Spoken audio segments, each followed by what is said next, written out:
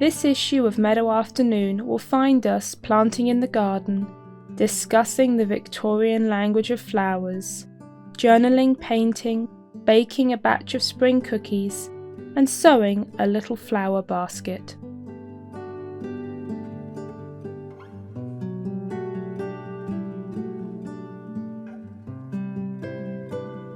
Spring arrives with a wash of yellow, rising up from the ground and mingling with the grasses, intertwining in the bushes and fields.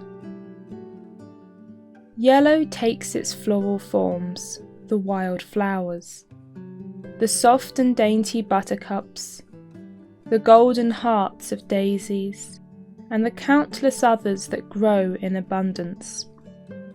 Daffodils and carnations, tulips and cowslips. Everywhere you look, there's that joyous and spring-like burst of yellow.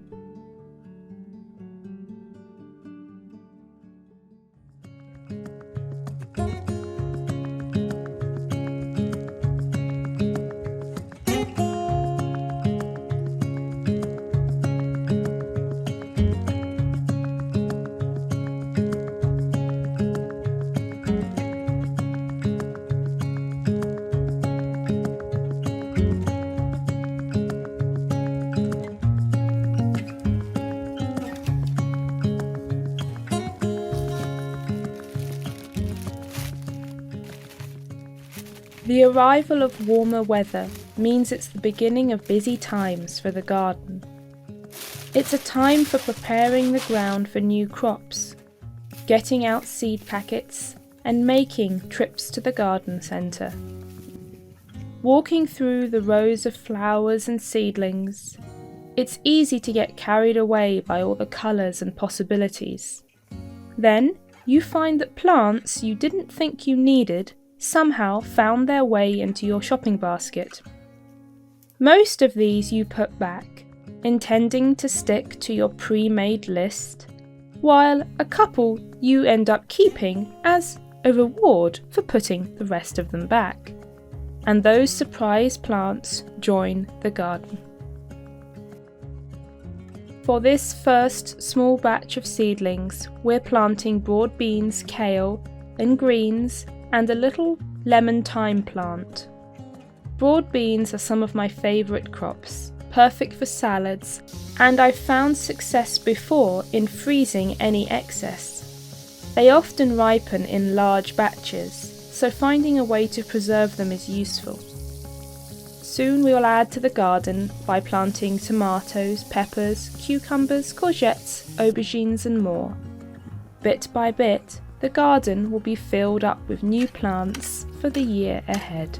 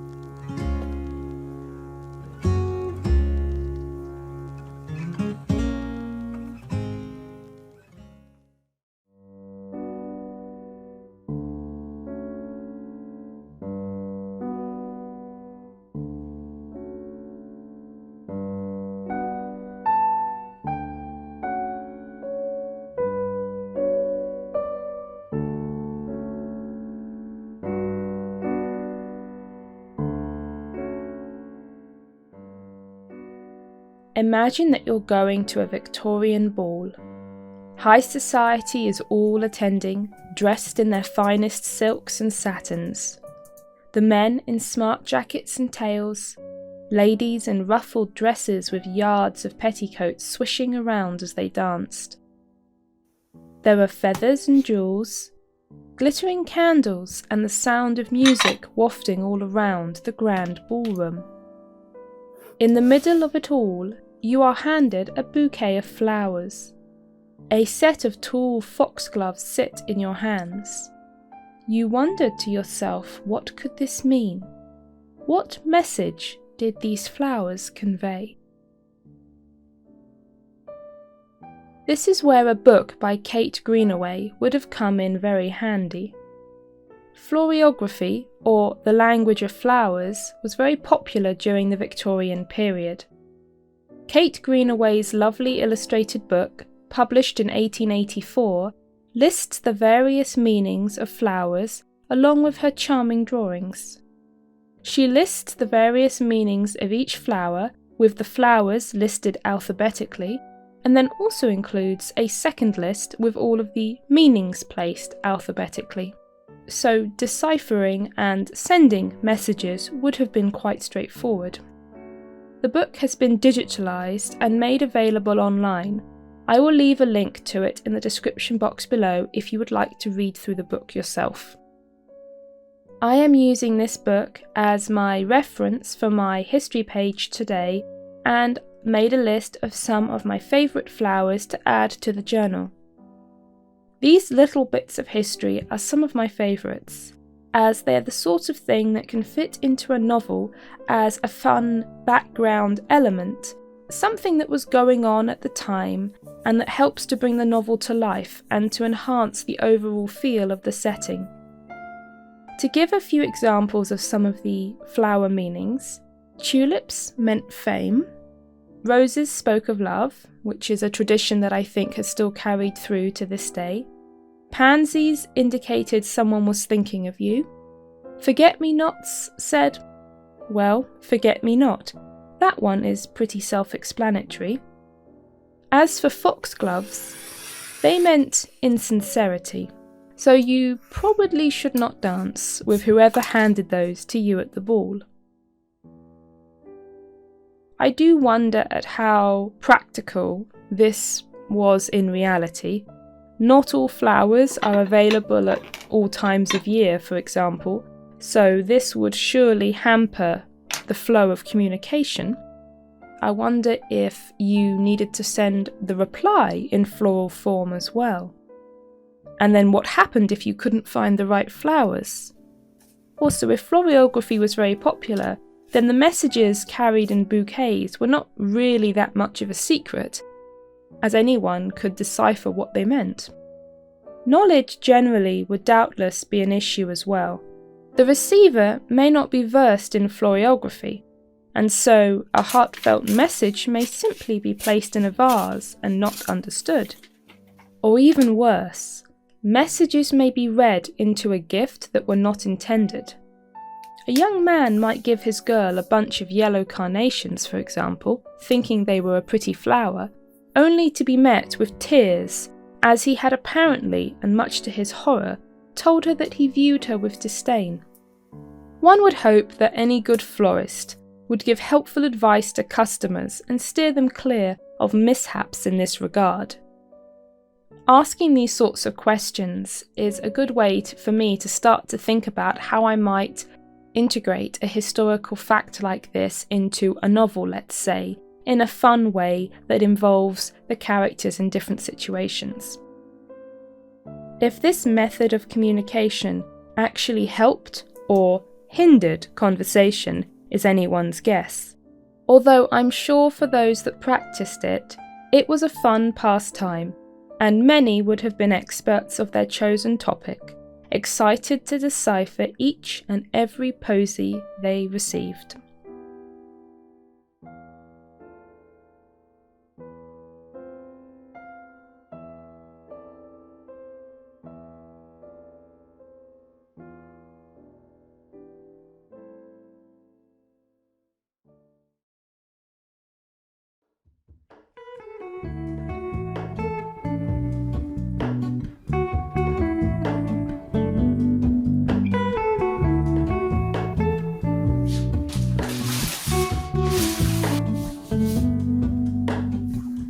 Hello, Ramona.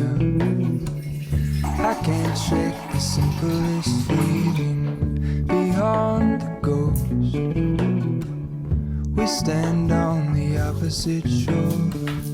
Hello, Mona. I reach through mysterious ceilings, my only hope. I look for the things I don't know.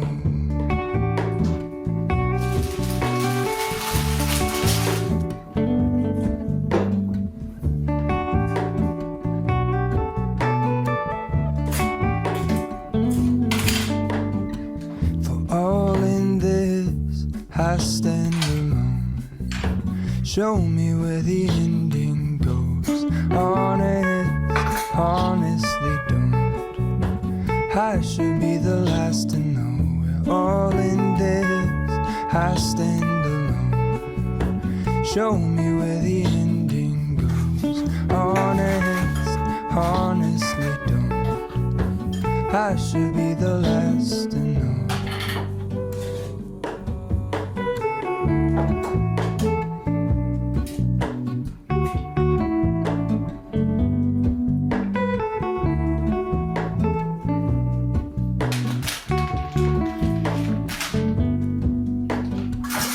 Hello,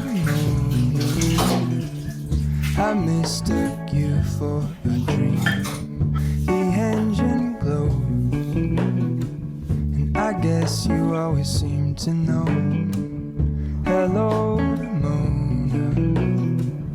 I push back the serious feeling.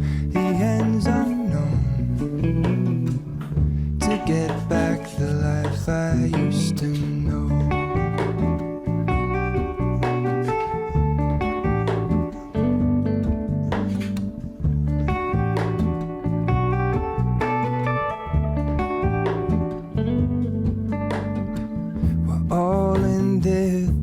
I stand alone. Show me where the ending goes. Honestly don't. I should be the last to know. We're all in this.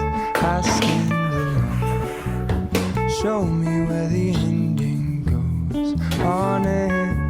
Honestly don't. I should be the last to know.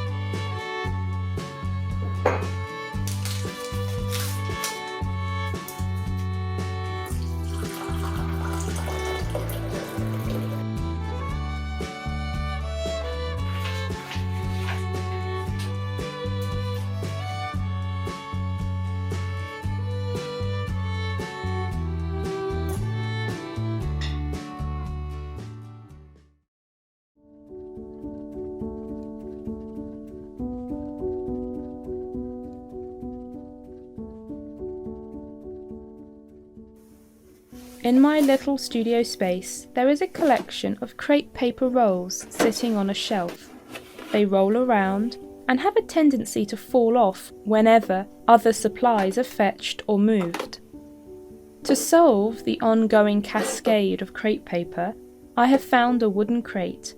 Let's add some decoration and transform it with some spring colours. This is a simple project, one that uses stencils and does not require any drawing. It can be applied to lots of different surfaces and shapes. Supplies gather together: acrylic paints, masking tape, the aforementioned stencils, paintbrushes, water, and a paper towel, always useful when painting. The process begins by picking 3 colours. A light green will be colour 1 today, then a pink for colour 2, and finally a cream yellow for colour number 3.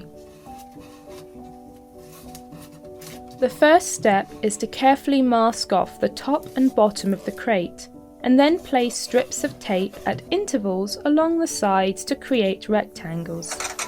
This takes some time, but it is important to the finished look, as I want the natural wood to come through and the painted sections to have space between them.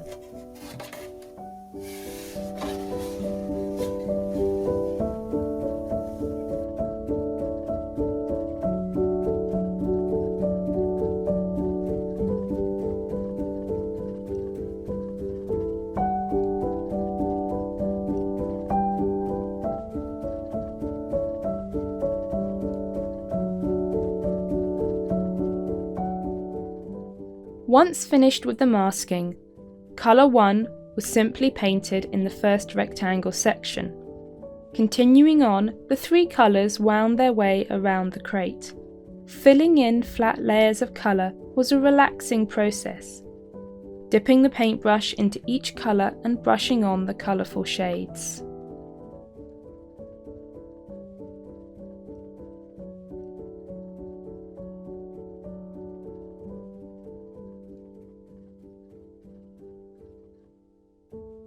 Leaving the paint to dry, I picked out 3 stencils: a floral design, a diamond-shaped pattern, and a set of various sized circles. Securing the stencil in place, a layer of white paint was applied with a short bristled brush, dabbing through the cutouts and then carefully lifting the stencil to reveal the final design. Any little mistakes can be touched up later with a little of the background colour. This is a fun aspect of stencils. You never quite know if the design has worked before you lift off the outline and reveal the finished look.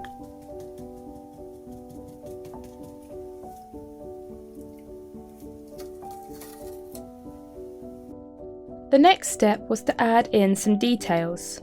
I could have left the designs as simple white, but I wanted to add in a little bit more detail. Taking a darker colour, a few lines were added into the flowers, dots into the diamonds, and swishes into the circles. A little bit of customization to the stenciled designs. In this way, stencils can be very versatile. They can provide the final look, or simply serve as a base for you to expand and to add your own flair to. The final step was to remove the tape, after, of course, the paint was fully dry, and watch the finished design come together. To complete the project, 2 rows of lace were applied along the edges to add a little delicate whimsy. Then the crate could join my shelf of supplies, holding its cargo of crepe paper. Now safely stored away, the paper is in no danger of falling randomly onto the floor. If you'd like a list of supplies plus written instructions for this project, you can find it over on my blog, along with recipes and other craft projects. Now it's time to revisit the Victorian language of flowers and see what meaning a bunch of bluebells had for a young woman called Lydia.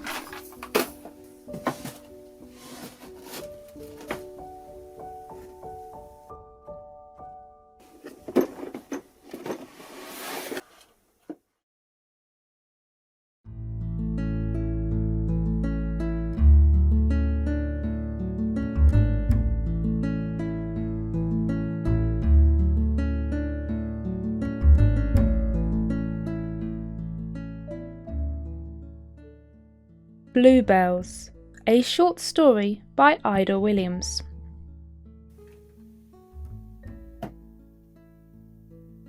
Why don't you wear the blue one?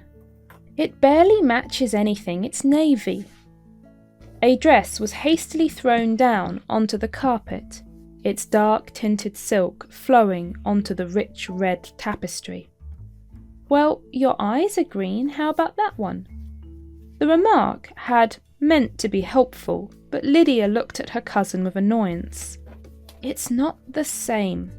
She made no attempt to hide the frustration in her voice. I don't like it. Rachel shrugged and picked up the discarded dress from the floor. It was a pretty dress, with embroidered forget-me-nots and swirling leaves. One of many pretty dresses. Sitting down on the edge of the bed, she resigned herself to a position of observer, determined to offer no further remarks. The bedroom door swung open, and 3 other young women burst in, each dressed up for the evening ahead. Yards of silk, wrapped up into bustles and carefully placed folds over petticoats. "Lydia!" "Don't screech at me," Lydia snapped in return. Without turning around, she looked hurriedly from dress to dress, the seconds ticking past at a rapid speed. The green one made her feel ill. Lids were all ready to go. Oh no! The red-headed cousin snatched the dress from Lydia and held it out to the others. "You can't wear that green one. It doesn't match your gloves or shoes. What do you think, girls?" "I agree, the high neck is too much." "Pink would be better," interjected the tall cousin, herself swamped in a giant strawberry gown. "Pink and off the shoulder." The freckled cousin peered critically over the pile of discarded dresses that covered Lydia's bed. Lilac with white gloves was her opinion on the matter. "She wants to wear her baby blue shoes." Rachel found being a silent observer too hard and was now ready to engage with the conversation. "I've already suggested swapping shoes, but she said no." Lydia stared at the rows of dresses before her. Hanging neatly side by side in the large wardrobe, they usually filled her with a sense of joy. Now they seemed to taunt her. Why were the others so loud? Her head felt cluttered and the noise was unbearable. "Lydia, why not wear this one?" The tall cousin was brandishing a pink gown in the air. Looking over her shoulder, Lydia felt a sudden and unexpected revulsion at the sight of the outfit. No, the lilac! That one was even worse. The dresses made her feel horrible. Oblivious to their cousin's inner turmoil, the girls started holding up their favourite picks and swishing them about, the fabrics rustling and swirling in front of Lydia's eyes. A short knock on the door announced the arrival of the maid, and a much-needed distraction from the dresses. The woman had brought in a box of bouquets that had just been delivered. A high-pitched set of screeches commenced. "Oh, they've come. Which one is mine? I can't see." "Don't pull, you'll squash them all." "Well, don't tug at the box yourself then." Rachel intervened and took the box from the alarmed maid, handing out each posy. Each consisted of a different set of flowers tied with a ribbon and an elegantly written name card. "What does mine mean?" The tall cousin held a bunch of tulips in front of her. "Let me find the page." The freckled cousin hastily flicked through the book, running her finger down the list. "Let's do mine first. I've got a bunch of pansies. Why would Tom send me pansies of all things? They'll hardly last the first dance." "I can't concentrate, one at a time." The freckled cousin found her reference. "Tulips mean fame." "Fame?" The book was consulted again. "Yes, fame." "Well, what can David mean by that?" The tall cousin frowned down at her tulips with distrust. "I shall have to inform him that in future he needs to be far clearer with his messages." "What about Lydia's?" Rachel handed across a cluster of bluebells. Oh, here it is. Constancy." The red-headed cousin giggled. That sounds like Harry, old faithful. Never a new thought or anything clever to say, but the tall cousin rubbed her head in an accurate impression of the young man. He's constant, like a border collie or a spaniel. The girls burst into laughter. Lydia looked at her flowers. Constancy. Harry was indeed always constant. The others might make fun of him, but he was always there, always came back. Even when she danced an entire evening with someone else, or ignored him for hours, or chatted exclusively with other men. I don't know why you keep him around, Lids. He's so boring and he's got 2 left feet, you know. Unable to take the noise any more, Lydia suddenly propelled herself headlong into the wardrobe and shut the door behind her. Sitting in the dark, fabric brushing against her head and shoulders, Lydia breathed in and out slowly. Through the woods she could hear the other girls excitedly deciphering their bouquets in muffled voices. She closed her eyes and traced the bluebells with one finger. Why was everything so hard that evening? Any of the dresses would do. The Italian count had admired the pink dress last week, and she had chatted the whole night of the concert with the Duke. That had been in the green dress. The lilac she wore to the New Year's Eve party. She couldn't even remember if Harry had been there, but Mr. Richards had, and he had been most attentive. It was only a little fun, a little mild flirtation. As she formed these words in her mind, they felt rotten and heavy. For the first time in her life, a life filled with carpeted rooms, evening parties and outings in comfortable carriages, Lydia felt ashamed. Harry may be constant, but she was not. She tried to imagine him disappearing from her orbit and finding another girl. One who was content with his kind heart and stoic disposition.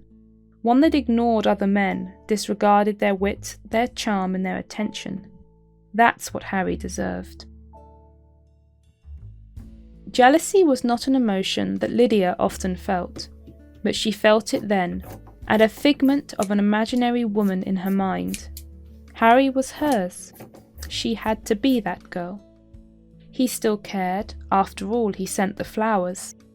They were comforting, and she breathed in the sweet smell, the same scent that filled the woods of her father's country estate in the early spring. Were the bluebells an assurance of Harry's feelings, or were they a question of hers? Could she be constant? Instinctively knowing the answer, she pushed the wardrobe door open and stepped out. "I'm going to wear the blue," Lydia announced to the group, and with a smile picked up the dress off the bed, feeling more at peace than she had in months. It's Harry's favourite, you know.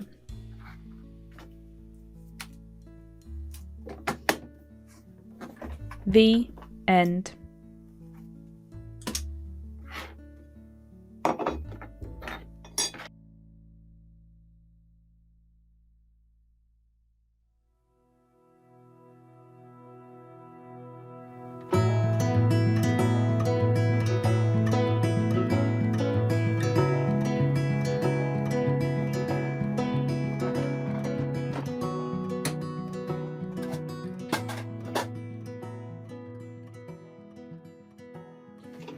Inspired by all of the musings on flowers, I decided to try a new design over at my sewing machine.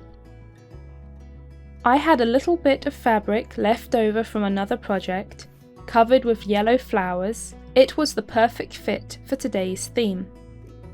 In my mind, I saw a little fabric basket or bowl in the shape of an open flower with a white centre. A basket that was shallow enough to see in easily and could be used to store things like buttons or threads for ongoing projects. A catch-all sort of basket for my desk as I'm sewing. I had no real plan when I started. I drew out a rough pattern and went from there. This is, honestly, not usually a strategy that works well for me. I like to plan out projects, research techniques, make mock-ups and perfect the design before even cutting into the final fabric. Today I simply dived in, solving construction problems as they arose rather than ahead of time. And problems did arise. Several times I sat for a while and simply stared at the mess of fabric on my desk, hoping that a solution would magically appear before me.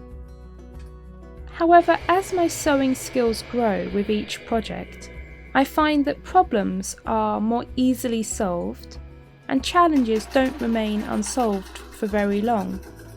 I try to remind myself that there is always a solution to be found, I just need to figure it out.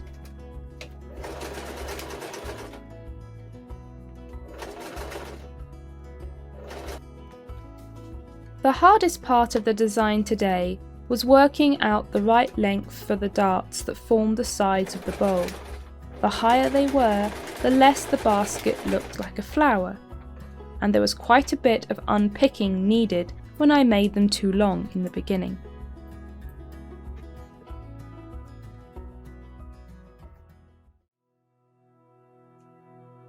Full stop. Can't believe I live in your thoughts. I think about you all the time, morning, evening, and midnight. Such a wonderful delight. Forgo, give up everything that I own. Yeah, I'd give it all up now just to be with you somehow. Unexpected love was found. You're the rose in a garden, and it shows if I'm honest. You're the leaves in mid-August, and I've come out here to say that I love you. Ooh, ooh, you, ooh, ooh. So slow, hold you in my arms, won't let go. The world around could pass us by, a thunderstorm, a lightning strike, as we hold each other tight. You're the rose in a garden, and it shows if I'm honest. If I made this design again, I would definitely make a few changes. Primarily doubling the stabilizer to give the bowl a bit more structure. I thought the final piece was a little bit on the flimsy side. In the end, this is a small project, but one that was good practice, and I did end up with what I had initially imagined. An open flower basket, one I can happily use in my studio. While I think there are certainly projects that require and indeed benefit from mock-ups and careful planning, it is also a useful experience to just dive in, let perfectionism go for a while, and solve as you sew.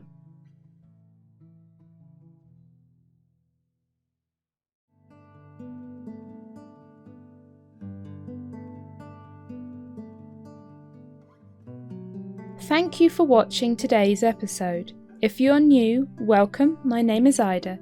These are inspirational style videos with seasonal slow living, short stories, creative projects, history, cooking, and updates for my novels. Think of these videos as a visual magazine coming into your subscription feed. Feel free to say hello or ask any questions in the comments below, and please consider subscribing so that you don't miss the next issue of Meadow Afternoon. Until next time.